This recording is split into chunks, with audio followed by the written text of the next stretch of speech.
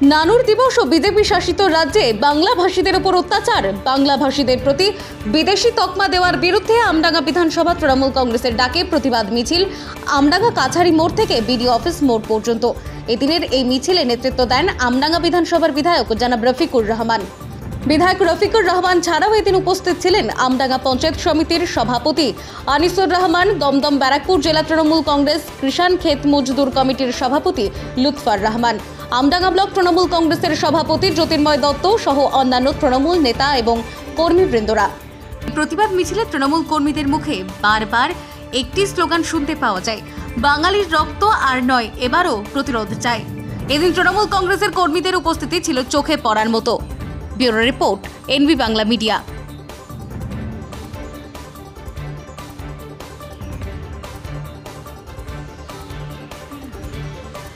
বাংলার মাননীয় মুখ্যমন্ত্রী ভারতবর্ষের জননেত্রী মমতা বন্দ্যোপাধ্যায় ঘোষণা করেছিলেন 27 তারিখ থেকে আমাদের এই বাঙালির প্রতি অত্যাচার অবিচার বাংলার বাইরে শুরু হয়েছে, তার বিরুদ্ধে আমাদের আন্দোলন সূচনা হবে। সেই সূচনার জন্যই আজকের এই মিছিল।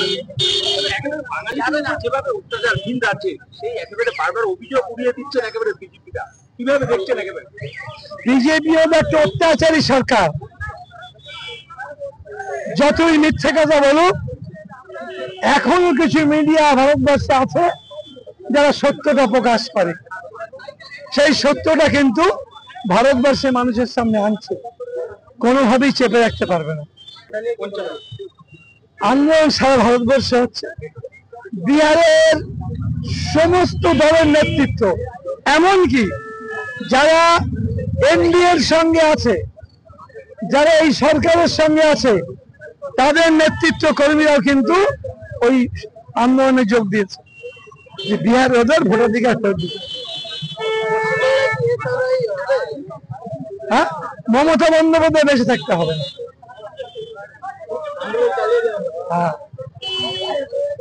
মূলত আজকে নানুর দিবস এবং সঙ্গে বাংলার বাইরে অবাঙালি দ্বারা বাঙালিদের প্রতি অত্যাচার, তার বিরুদ্ধেও আমাদের আজ মিছিল ছিল।